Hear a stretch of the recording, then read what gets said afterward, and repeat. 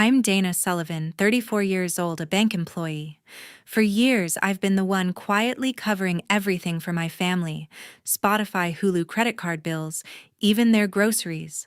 I always thought Christmas this year would finally be simple, no pressure, just family. But when my dad said we all agreed not to buy gifts this year, I believed him. I nodded, clutching my coffee mug, certain we were on the same page. Then Leah, my sister, swept in grinning as she tore open a glittering box. Inside was a brand new iPhone, then a $5,000 designer handbag, and finally a dazzling jewelry set. My mom smirked. "Dana, you're overreacting." Leah just laughed, snapping selfies with her treasures. My parents clapped proudly as if she'd just won an Oscar. My chest tightened. After years of paying for their subscriptions, their emergencies, their endless expenses, was this my reward? A slap in the face, wrapped in shiny paper. I didn't argue. I didn't cry. I simply grabbed my coat, walked out into the freezing night, and drove home. That evening, I logged into every account, every credit card, every payment under my name, and hit cancel. Done. By morning, my phone flashed with 29 missed calls, messages pouring in accusing me of being selfish. And then, at 7 a.m., 2 police officers appeared at my door.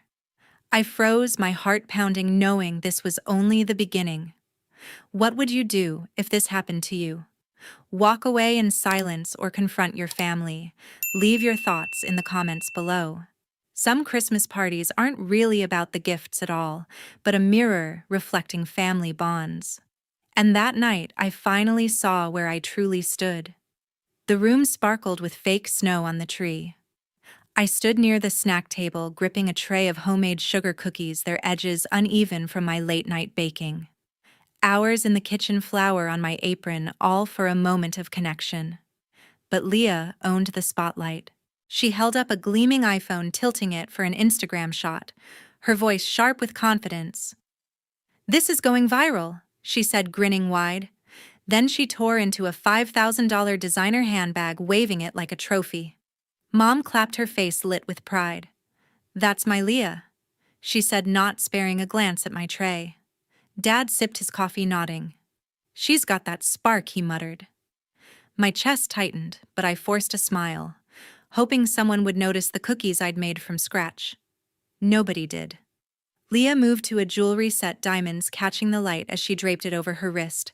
"Sponsored content pays off," she bragged, already filming a reel. Mom laughed, nudging Dad. "She's unstoppable." I set the tray down, hands trembling. For years, I'd paid their streaming accounts, phone bills, even random Amazon orders, thousands of dollars to keep them comfortable. And yet, here I was invisible. Leah's laugh cut through again, loud and careless, as she scrolled through her phone, racking up likes. Mom and Dad kept praising her, their voices a chorus of favoritism. I wasn't jealous of her gifts. I was exhausted from being overlooked. Every bill I paid, every late-night call I answered, and this was my reward. Nothing. I'd spent years being the dependable one, the one who never said no. Mom once called it my duty to help, but it felt like a chain. Leah, the influencer, thrived on attention, her Instagram polished to perfection. She'd built a brand on borrowed money, my money. Last month, she'd ordered a new camera lens through my credit card, claiming it was for work. Mom and Dad didn't blink, just praised her hustle. I'd bitten my tongue then, but tonight was different. I watched Leah pose with her handbag, her smile smug, and something snapped. I wasn't here to fund her spotlight. I wasn't here to be their afterthought. I glanced at the tray of cookies, now cold, untouched. Mom leaned over to Leah, whispering something that made them both laugh. Dad raised his mug, toasting Leah's success. My throat burned, not with tears, but with clarity. I'd been their bank, their safety net, for too long. I thought of the hours I'd spent balancing their accounts while they fawned over Leah's posts. I thought of the times I'd skip my own plans to cover their emergencies. Enough. I grabbed my purse, the weight of their disregard heavy on my shoulders. Leah's voice followed me, still chattering about her followers. Mom called out, "Dana, where you going?" but her tone was more annoyed than concerned. Dad didn't even look up. I didn't answer. My boots clicked on the hardwood as I walked to the door. The cold air outside hit me like a wake-up call, sharp and unforgiving. I didn't need their approval.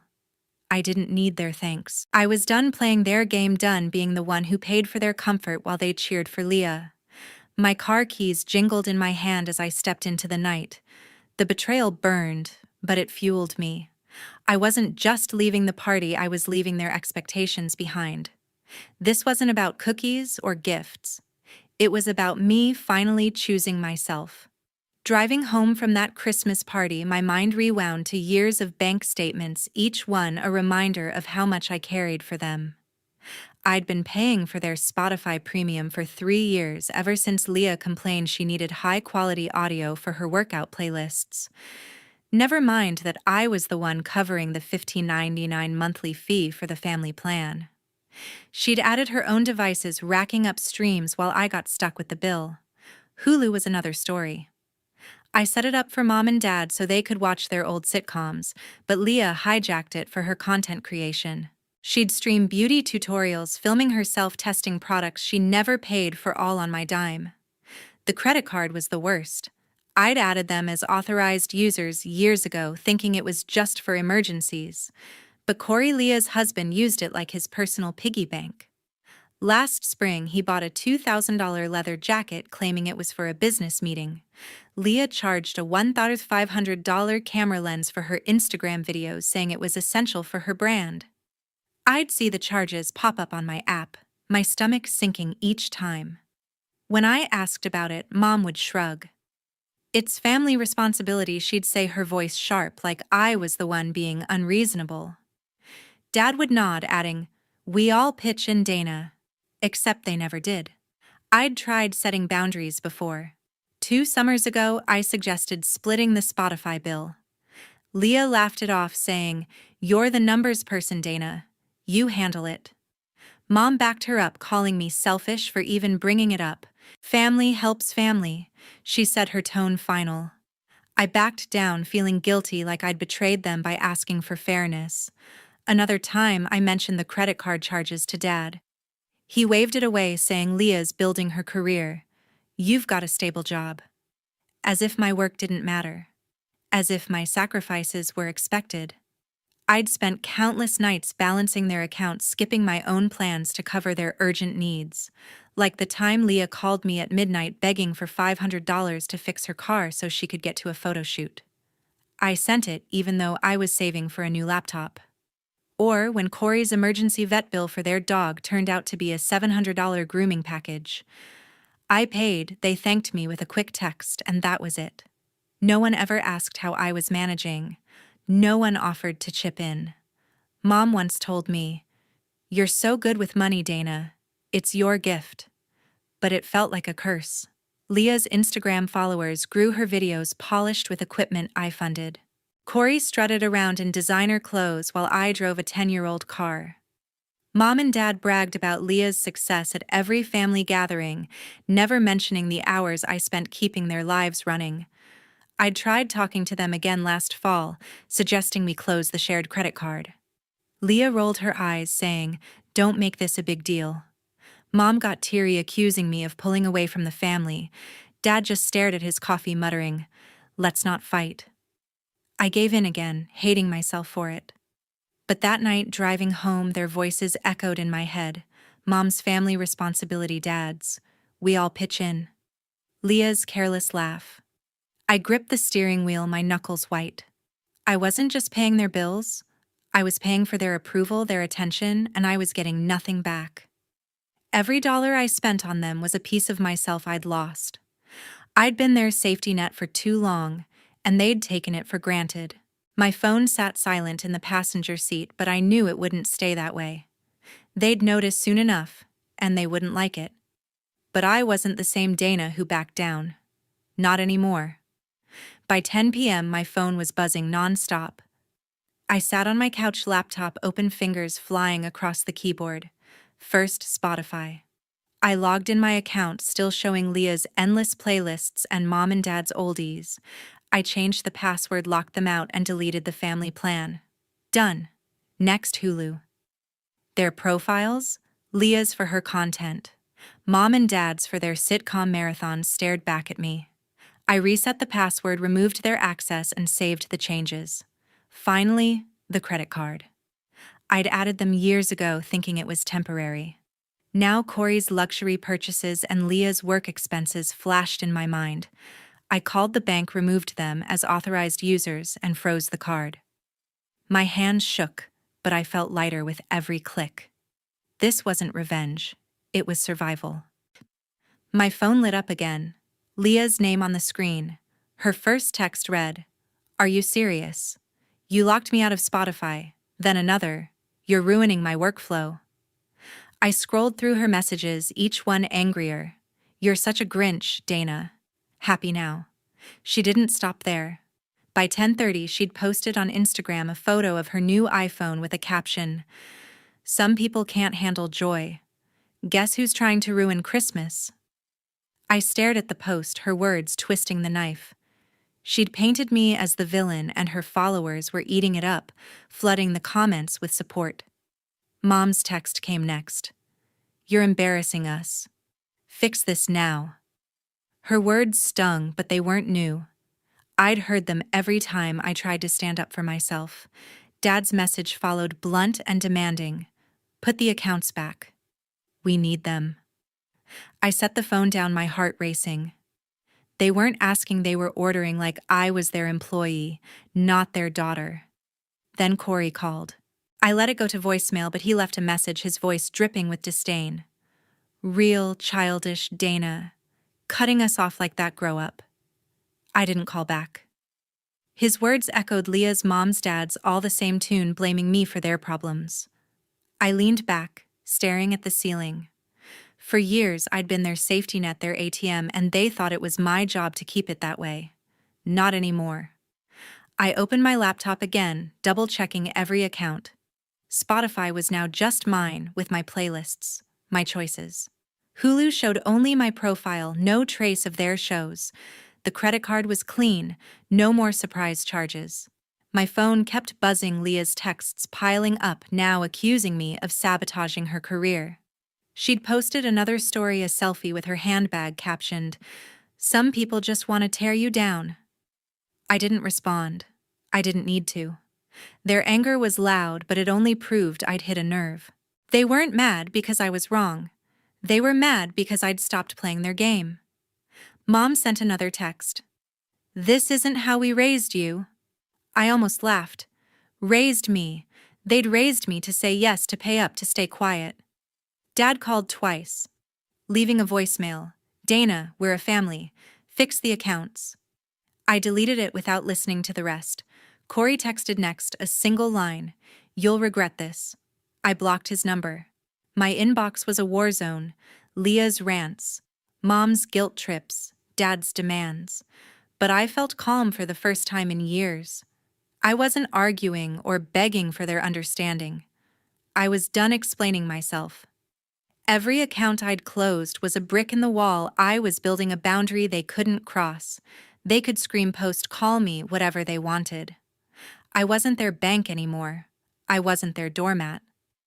I turned off my phone, the silence a relief. This was my line in the sand, and I wasn't stepping back. The next morning, my doorbell jolted me awake. I stumbled out of bed, heart pounding, and opened the door to find Mom and Dad standing there, faces red with anger. "You're being selfish, Dana," Mom snapped, her voice sharp enough to cut glass. "You think you can just cut us off like that?" Dad crossed his arms, glaring. "Restore those accounts right now. We're a family, not a business." I stood frozen, my bare feet cold against the floor. Their words hit hard, but I wasn't surprised. They'd always expected me to fix their problems. Before I could respond, a police car pulled up, its lights flashing. 2 officers stepped out, their badges glinting. "We got a call about a family dispute." One said, his tone calm but firm. Mom jumped in, pointing at me. "She's causing trouble, officer. She locked us out of our accounts." I took a deep breath, steadying myself. This was Carol, always quick to escalate, always making me the villain.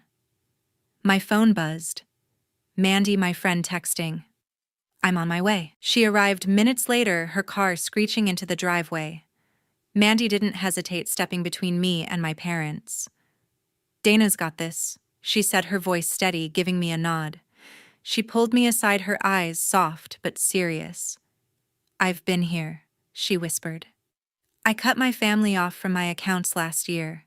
They called me every name in the book, but it gets better. You're not alone. Her words were a lifeline, pulling me back from the edge of doubt. I turned to the officers, my voice clear. These are my accounts. I pay for them. I set boundaries, and they're upset about it. The taller officer nodded, scribbling in his notebook. Sounds like a civil matter, he said. If the accounts are in your name, it's your call. Mom's face twisted, her voice rising. This is ridiculous. She's tearing our family apart. Dad chimed in, his tone colder. You're punishing us, Dana. Just put it back. I shook my head, standing taller. I'm not punishing anyone, I'm protecting myself. The officers exchanged a glance, then turned to Mom. Ma'am, if the accounts are hers, there's no crime here. They tipped their hats and walked back to their car, leaving Mom fuming.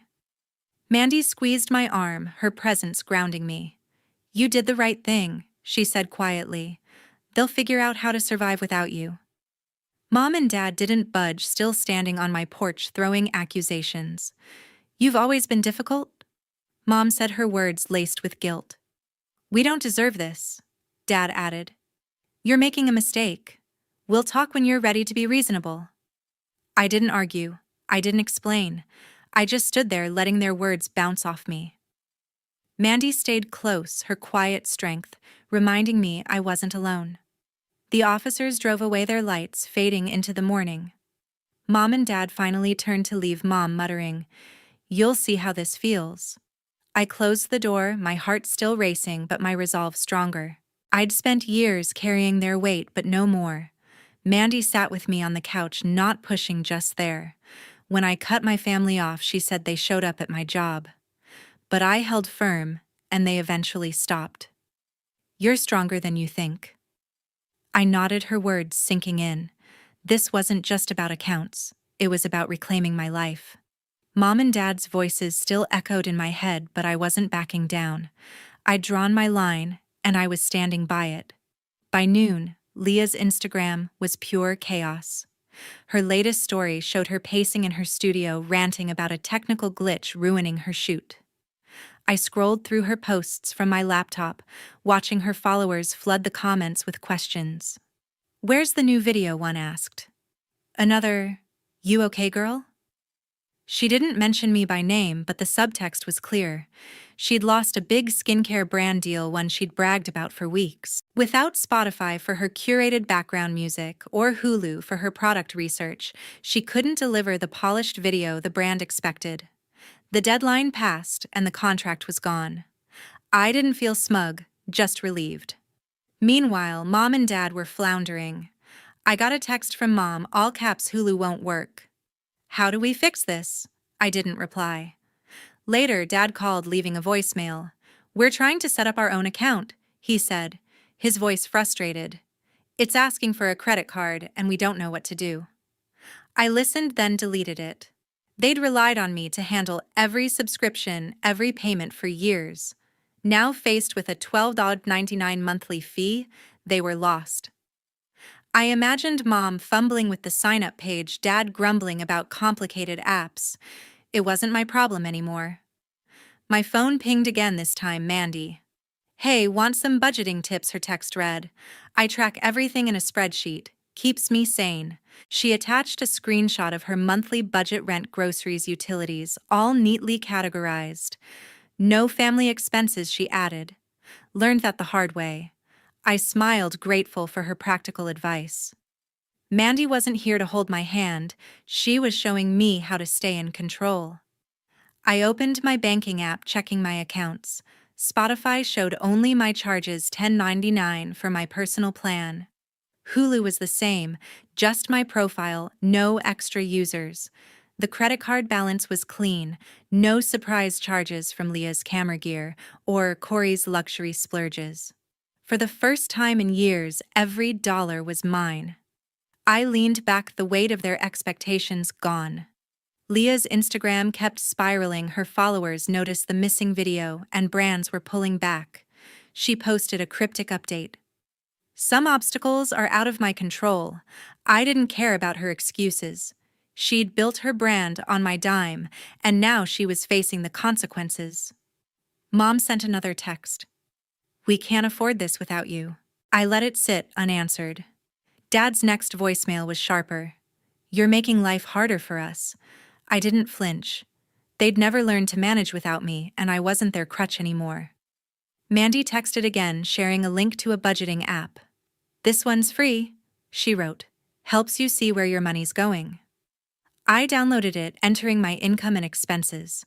The numbers added up, no family subscriptions, no random charges. It was liberating. I thought about Leah scrambling to save her image, and Mom and Dad baffled by a simple sign-up process. They'd taken my support for granted, but I was done carrying them. My accounts were mine, my money was mine, and my peace was mine. I closed the app feeling steady. This wasn't about winning, it was about freedom. That afternoon, I sat down with my laptop. For the first time, I was crafting a future that belonged only to me. I opened a blank spreadsheet, my fingers steady as I typed out a personal budget. First, I allocated $200 for an online art course, something I'd dreamed of taking, to sketch landscapes without hesitation. Next, I set aside $500 for a weekend trip to the Oregon coast, imagining the salt air and quiet trails. Then I committed $300 a month to a savings account, a safety net for emergencies I'd never had before. I added a small line item, $50 for a new sketchbook and pencils, a nod to my rediscovered passion.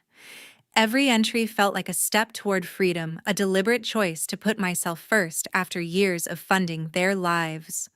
My phone stayed silent, no texts or calls demanding my attention. The absence of their voices was a relief, like a weight lifted off my chest. Meanwhile, Mom and Dad were spiraling into chaos. A neighbor texted me, her message blunt.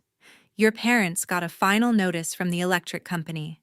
They're panicking about a $150 overdue bill. I could see Mom sorting through papers, her frustration mounting at the bold red text, and Dad pacing, muttering about unfair fees. They'd never had to track utilities without me stepping in to pay or organize. I didn't reply to the neighbor. Their financial mess was no longer my responsibility. Across town, Leah's career was taking a bigger hit. I glanced at her Instagram, where her latest post was a shaky attempt at damage control, taking a step back to focus on authenticity. The comments were harsh. You've lost your spark, one follower wrote. Another, where's the quality content? I scrolled through industry blogs, spotting a post about her losing a long-term contract with a major makeup brand. Her recent videos, thrown together without the professional edge she'd built on my streaming accounts, failed to impress. The brand cited inconsistent delivery and moved on. Her reputation, once her currency, was crumbling fast. Corey wasn't faring any better. A mutual friend messaged me saying he'd been calling around asking for loans, $1,000 from one, $500 from another. Nobody's lending him a dime, the friend wrote. I pictured Corey, his designer shoes scuffed, his usual confidence faltering, as every call ended in rejection. He'd leaned on my credit card for too long, and now his charm couldn't cover the gap. I didn't feel pity, only clarity. I returned to my spreadsheet, adding a $30 monthly subscription for a meditation app to keep my stress in check. The numbers aligned perfectly. No family subscriptions, no surprise charges. I thought about Mom and Dad probably arguing over who forgot to pay the electric bill, their voices rising in a familiar blame game. I thought about Leah refreshing her phone, watching her follower count drop as brands distanced themselves, and Corey striking out with every desperate plea for cash. They were grappling with a reality I'd shielded them from for years. I saved my budget, naming the file My Future. This wasn't about their struggles. It was about my choices, my dreams, my life. I closed my laptop, the quiet of my apartment wrapping around me like a shield. A week later, my phone was finally quiet. I'd blocked Mom, Dad, Leah, and Corey on every platform: texts, calls, social media. The silence was a gift, a clean break from their demands. I didn't feel guilt, only peace. Christmas morning arrived, and for the first time, I wasn't bracing for their chaos. I brewed coffee, sat by my window, and sketched in my new notebook, the one I'd bought with my own budget. The lines flowed freely, each stroke a reminder that I was living for myself. I didn't need their approval or their drama to define my holiday. I celebrated quietly, ordering takeout and watching a movie I'd chosen, not one they'd demanded on my Hulu account. My day was mine, simple and calm, exactly how I wanted it. Meanwhile, Leah's online empire was falling apart. I checked her Instagram one last time before unfollowing her. Her follower count had dropped by thousands, her posts buried under comments like, "What happened to your vibe?" and "Unsubscribing, you've changed." Brands were ghosting her, unwilling to bet on someone whose content had lost its shine. Without my streaming accounts to prop up her videos, her carefully curated image was fading fast. Mom and Dad, too, were facing their new reality. A friend from their church group messaged me saying they'd hired a local accountant to sort out their finances. "They're overwhelmed," she wrote. "Bills are piling up, and they're still figuring out how to budget." I could imagine Mom scribbling numbers on a notepad, frustrated, while Dad questioned every fee, insisting they didn't need help. They'd leaned on me for years, but now they had to face their own numbers. Corey's situation was just as grim. The same mutual friend told me he'd been job hunting, applying for retail and delivery gigs after his loan requests fell through. "He's not used to rejection," she added. I pictured Corey, his ego bruised, scanning job boards in a coffee shop, his usual swagger gone. He'd counted on my credit card to float their lifestyle, but that lifeline was cut. I didn't linger on their struggles. Instead, I reflected on what I'd learned. Self-respect meant refusing to sacrifice my well-being for a family that took me for granted. Setting boundaries wasn't selfish, it was survival. It protected my time, my money, and my sense of self. I'd spent years trying to please them, thinking it made me a good daughter, a good sister. But their demands only grew, draining me until I had nothing left to give. Now I valued my own worth, my own choices. I wasn't responsible for their mistakes or their consequences. My life was mine to shape, and I was done letting them pull the strings. To everyone who's followed this story, thanks for staying till the end. Share your thoughts below. Have you ever set boundaries with family